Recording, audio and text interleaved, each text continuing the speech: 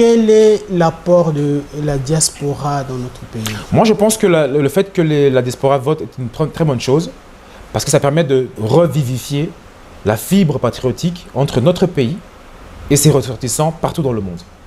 C'est très important. C'est un devoir civique et donc l'État se doit de faire en sorte que ce devoir puisse être exercé par chaque citoyen dans le monde lorsqu'il veut l'exercer. Et deuxièmement, la fibre patriotique, je l'ai dit, est importante parce que l'amour du pays doit être ravivé comme tout amour, notamment par le fait de voter. Ça vous crée un lien fort avec votre pays. Je fustige le fait que la population congolaise de la diaspora est très passive sur ce qui se passe en RDC. Très critique, mais surtout d'autant plus passive. Je trouve que la population de la diaspora attend trop avant de revenir au Congo et essayer de changer les choses. Lorsque vous décriez, vous ne pouvez pas décrier un système toute votre vie en étant en dehors du système, en étant en dehors de votre pays. Vous ne pouvez pas.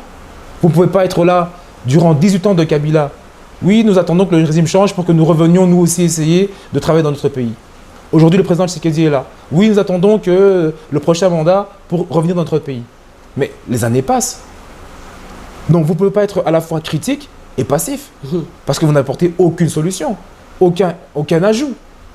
Deuxièmement, je constate que les Congolais, de l'étranger, lorsque vous leur parlez, vous leur dites « mais pourquoi vous ne venez pas participer au pays, créer des sociétés de l'emploi, essayer d'investir, d'entreprendre, etc. » Oui, non, on attend que, moi, si je dois revenir au Congo, il faudrait que nous ayons des garanties, parce qu'en Europe, je laisse une situation, je laisse un certain confort, certains acquis.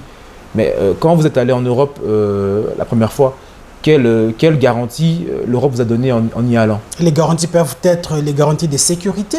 Mais quelle sécurité? Vous savez que depuis un certain temps, la République démocratique du Congo fait face à une insécurité. Mais c'est ce que je dis. Dans ce contexte d'investir. Ça, c'est la communication qui est faite par les pays occidentaux pour nous distraire. Dans cette même insécurité, dans cette même précarité soi-disant, dans cette même difficulté, le pays est au soi-disant un pays où rien ne va, soi-disant. Mais dans ce même contexte de précarité, les Occidentaux, les Américains, les Asiatiques, Chinois, les Indiens, les Pakistanais, toutes ces populations étrangères viennent chaque année de plus en plus au Congo. Chaque année. Et ils investissent ici. Et ils investissent ici. Et ce n'est pas des millionnaires. Certains ont des moyens, certains n'ont rien. La plupart d'entre eux, d'ailleurs, commencent à vendre dans les marchés et puis après, à créer leur société. Un magasin, 2 magasins, 3 magasins, jusqu'à devenir des grandes entreprises. Donc pendant que nous, les Congolais, pour revenir chez nous, on dit oui, mais il faudrait que le gouvernement nous donne des garanties parce que moi, en Belgique, là-bas, j'ai laissé mon appartement où vous payez un loyer, j'ai laissé un certain confort, le bus, j'ai laissé un certain mode de vie parce que vous avez des magasins, il y a des ceci, cela.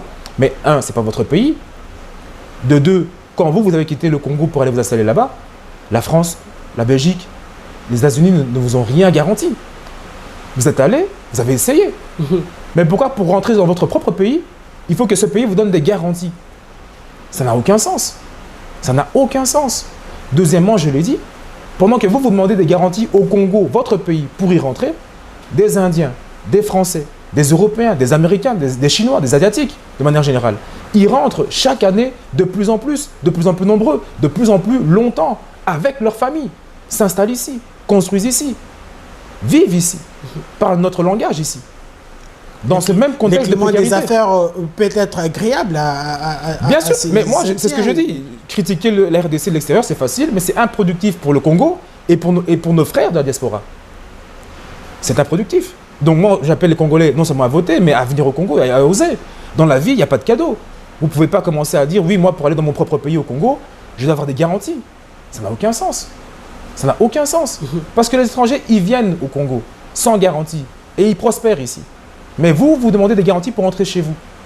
Ça n'a aucun sens. Donc la diaspora doit prendre conscience. Conscience, parce que, troisièmement, je le dis, et je vais finir par là, il y a 20 ans, les flux financiers des sociétés de transfert d'argent, Western Union, etc., il y a 20 ans, l'argent était envoyé de l'Europe vers l'Afrique. C'est-à-dire que les Africains, les Congolais d'Europe, envoyaient l'argent vers leur famille au Congo.